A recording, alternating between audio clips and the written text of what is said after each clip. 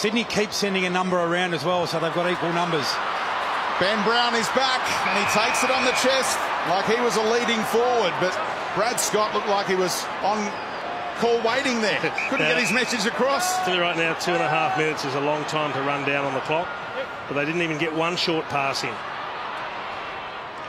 Swans stay down here, but coming through and getting the kick was the North Melbourne player. Good tackle, Rampy. Spills for Jack. Risky kick inboard, but they have to take the game on, and they find Kennedy, who's told to play on. Grundy out to Smith. He can go inside 50 here. Pulls it back. Up they go. Good spoil. Thompson will pick it up. Takes on the tackler. Good hands. Great hand, but Dumont couldn't quite track it down. Hacks it only as far as Grundy. He's played on. He has to go to Smith again. Great kick. Big chance here for Patley. Again, it's one thing to get numbers back, but if everyone goes too deep, you've got problems. Well, Moons, we watched Patley in the pre-game have about 10 shots from this spot. How'd he go? He can't hear us down there. Didn't make one of them, Rui. He didn't. Did not make he was one. 0 for 10. He pulled, you know what? He pulled every one of them left. Yep. Every one of them went left. And we're looking at a guy who's kicked 5 goals 10 this season. Not a great conversion rate. Can he kick straight on the big occasion? No. Through for a minor score. North Melbourne still in front with a minute to go. So now, any chance you get to chip a ball, take 10 seconds off the clock, you do it. So they've got to man up the Swans. Can they ice the game here? Flooding one side, they'll go wide. Oh, gee, that should have gone wider towards the boundary. And Grundy takes the mark. Wood couldn't get his hands to it.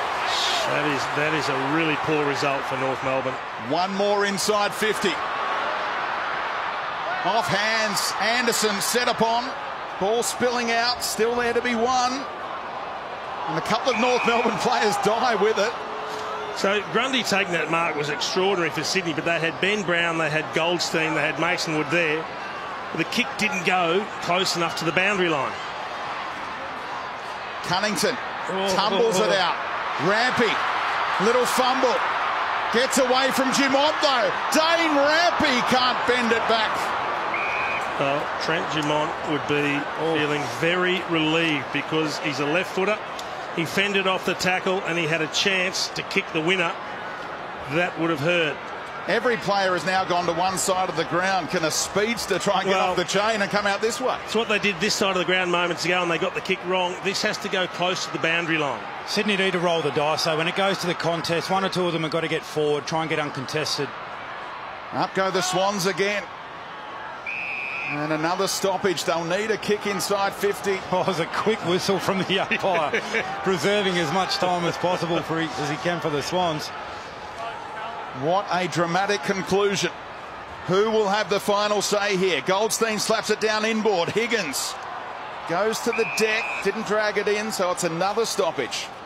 You know, there's an opportunity for a quick kick and a set shot here after the siren. It all comes down to the clearance. Gary Rowan last year against Essendon, remember. Kennedy inside 50, it eludes McVeigh. Big Ben Brown's back there.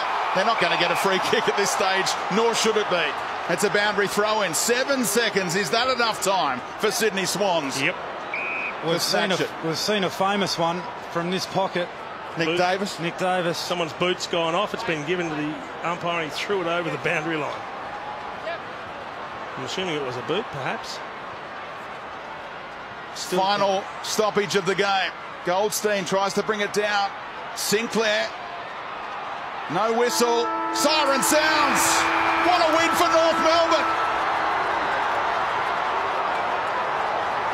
They come to the SCG and get it done.